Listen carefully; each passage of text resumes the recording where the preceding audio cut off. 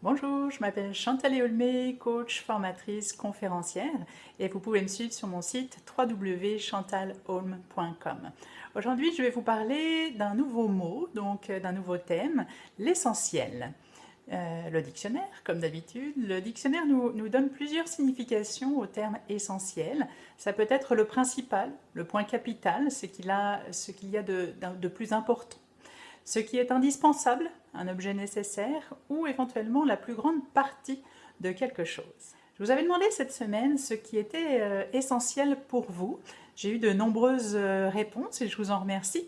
Et les principales réponses étaient nos enfants et la santé.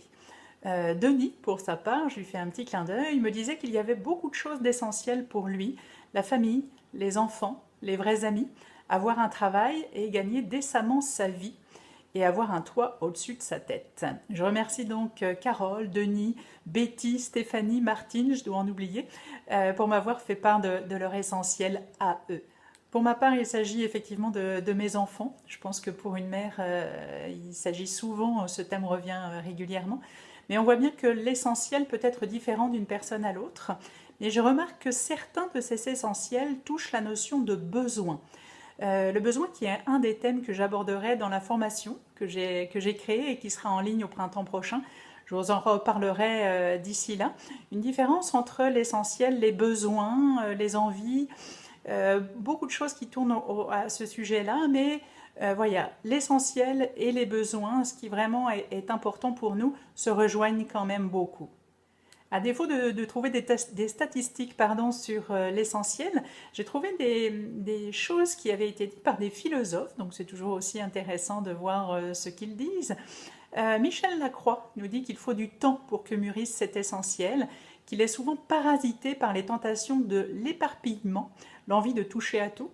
Et puis un autre philosophe, j'espère que je ne vais pas accrocher son nom, Søren Kierkegaard, nous dit que l'essentiel dépend de notre chemin de vie et de notre âge. Il nous dit qu'à 20 ans, on sera plutôt tourné vers le moi-je. À 30 ans, on se tournera plus vers la recherche de stabilité avec des valeurs comme le mariage, la carrière, les relations. Il doit y avoir vraiment aussi des différences entre les différentes cultures. Et après 40 ans, on s'attachera un peu moins au matériel et on se tournera plus vers la notion d'être et non d'avoir, voire même à la dimension spirituelle de notre être. Je conclurai en disant que quel que soit notre âge, il peut être important de s'arrêter parfois pour se poser la question « Qu'est-ce qui est essentiel pour moi aujourd'hui ?»